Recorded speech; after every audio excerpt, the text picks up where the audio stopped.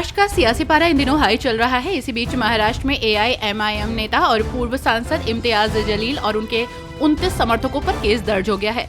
मामला केंद्रीय गृह मंत्री अमित शाह के खिलाफ विरोध करने से जुड़ा है। दरअसल अमित शाह के कथित आपत्तिजनक बयान के विरोध में इम्तियाज जलील और एआईएमआईएम के अन्य नेता विरोध प्रदर्शन कर रहे थे, जिसके चलते सभी पर कर्फ्यू का उल्लंघन करने का मामला दर्ज किया गया है।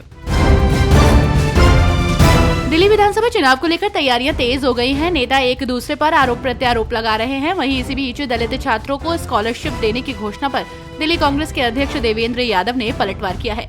उन्होंने कहा कि झाड़ू को चुनाव चिन्ह बनाकर दलितों के कंधों के भरोसे सरकार बनाने वाले अरविंद केजरीवाल ने 11 वर्षों में कभी भी दलितों को पूरा हक नहीं दिया। मध्य प्रदेश कांग्रेस ने राज्य के ट्रांसपोर्ट डिपार्टमेंट में बड़े पैमाने पर भ्रष्टाचार का दावा किया और सीबीआई जांच की मांग की। सामने आई खबरों के मुताबिक इसके साथ ही कांग्रेस ने दावा किया कि वो जांच की मांग के लिए हाई कोर्ट का दरवाजा भी खटखटाएगी। वहीं दूसरी तरफ राज्य सरकार में सत्तारूढ़ बीजेपी ने कांग्रेस के आरोपों को खारिज कर दिया है। हरियाणा के किसानों के लिए बड़ी खबर निकलकर सामने आ रही है। दरअसल हरियाणा सरकार ने किसानों की 24 फसलों को एमएसपी पर खरीद की गारंटी सरकार ने दे दी है। एमएसपी पर पहले से ही 14 फसलें खरीद रही सरकारी एजेंसियां 10 और फसलों को एमएसपी पर खरीदेंगी। कृषि एवं किसान कल्याण विभाग के अतिरिक्त मुख्य सचिव डॉक्टर राजशेखर वुंडरू ने 24 फसलों की एमएसपी पर खरीद के लिए अधिसूचना जारी कर दी है। राजस्थान के जैसलमेर में जीएसटी परिषद की 55वीं बैठक में बिहार सरकार का प्रतिनिधित्व उप मुख्यमंत्री सम्राट चौधरी ने किया। इसके बाद मंत्री समूह के अध्यक्ष सम्राट चौधरी ने बताया कि जीओएम ने कई बीमाओं से संबंधित जीएसटी निर्णयों पर विस्तृत रिपोर्ट तैयार की है। बीमा प्रीमियम पर कर छूट का प्रस्ताव जीएसटी परिषद की अगली बैठक में पेश किया जाएगा।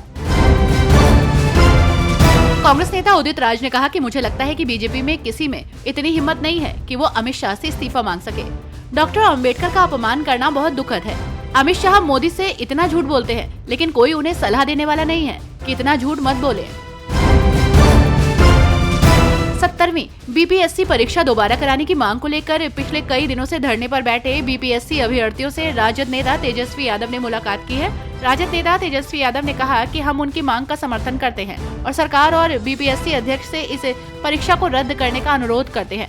धांधली की बात हो रही है, इसकी जांच होनी चाहिए। कई जगहों पर छात्रों को पेपर देर से मिला तो कई जगहों पर प्रश्न पत्र सील नहीं था। मुख्यमंत्री मोहन यादव ने उज्जैन में आईटी पार्क का शिलान्यास किया। वहीं इस दौरान सीएम मोहन यादव ने कहा, मुझे खुशी है कि हम अपनी सरकार के 1 साल पूरे होने के अवसर पर जन कल्याण पर्व के तहत 15 दिनों की अवधि में कई परियोजनाओं का उद्घाटन और शिलान्यास कर रहे हैं। आज उज्जैन के आईटी पार्क का शिलान्यास किया गया। मध्य प्रदेश में सबसे आकर्षक आईटी नीति है जो बड़े निवेश और रोजगार को आकर्षित करती है। एनसीपी एससीपी प्रमुख शरद पवार ने पुणे में फैमिली रन 3.0 मैराथन को हरी झंडी दिखाई।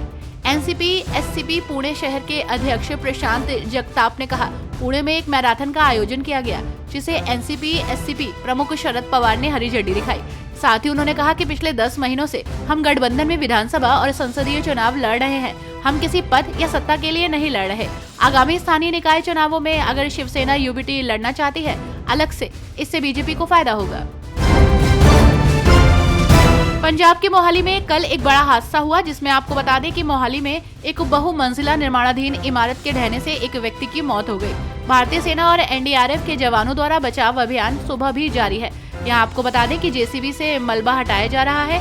राहत और बचाव अभियान में एनडीआरएफ कर्मियों के साथ भारतीय सेना की एक टुकड़ी को भी तैनात किया गया है।